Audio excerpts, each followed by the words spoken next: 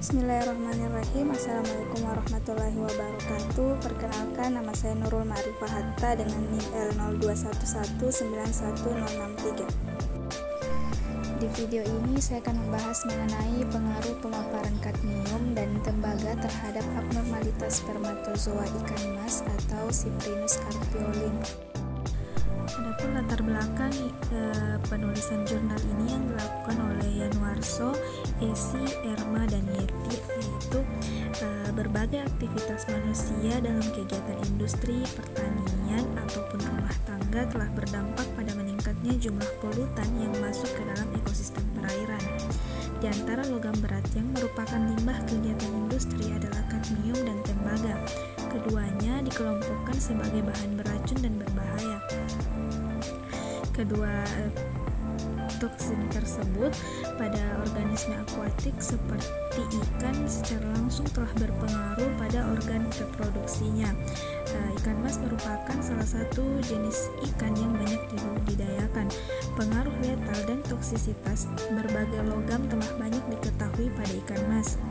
Pada penelitian ini ingin diketahui pengaruh logam kadmium dan tembaga pada konsentrasi subletal terhadap abnormalitas spermatozoa pada ikan mas.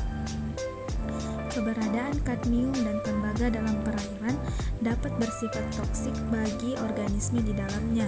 Konsentrasi yang tinggi dapat menyebabkan kematian, sedangkan konsentrasi subletal dapat menyebabkan gangguan berbagai fungsi organ tubuh, seperti fungsi reproduksi, terlebih bagi sel-sel gamet yang sangat sensitif, misalnya spermatozoa.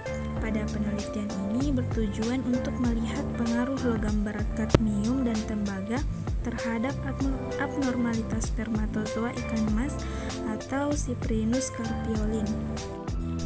Selanjutnya adalah metodologi penelitian. Metode yang digunakan pada penelitian ini yaitu rancangan lengkap atau RAL, pola faktor tunggal dengan satu kelompok kontrol serta tiga kelompok perlakuan, yaitu tiga konsentrasi yang diambil dari nilai LC 50 sebesar 25%, 50%, dan 75% yang masing-masing dengan 6 kali pengulangan. Selanjutnya adalah hasil dari dua percobaan secara terpisah untuk pengamatan terhadap pengaruh kadmium dan tembaga dapat dilihat pada tabel. Dari seluruh perlakuan pemaparan spermatozoa dengan kadar kadmium dan tembaga yang meningkat dalam konsentrasi subletal telah mengakibatkan peningkatan presentasi abnormalitas spermatozoa secara signifikan. Abnormalitas spermatozoa yang ditemukan pada masing-masing kelompok percobaan dengan kadmium dan tembaga juga menunjukkan jenis penyimpangan morfologis yang sama. Di antaranya kepala tanpa ekor, ekor patah, ekor tergulung, butiran protoplasma proksimal dan distal. Abnormalitas berupa ekor spermatozoa yang tergulung diduga karena pemaparan dengan logam berat menyebabkan larutan menjadi hipertonis. Jika spermatozoa disimpan dalam larutan hipertonis akan mengakibatkan vakuolasitoplasma membuka dan membran ekor menjadi lebih permeabel sehingga ekornya tergulung. Pengaruh keadaan ini bagi fertilis adalah adanya hambatan pergerakan. Analisis secara kimiawi terhadap ekor spermatozoa ikan salmon menunjukkan bahwa kandungan protein sebesar 41,90%. Kandungan tersebut lebih banyak dibandingkan dengan bagian lainnya. Diduga terjadi perletakan antara logam dengan protein yang ada pada bagian leher spermatozoa dengan bagian ekor, sehingga menyebabkan ekor spermatozoa mudah terlepas dari bagian leher ataupun kepalanya.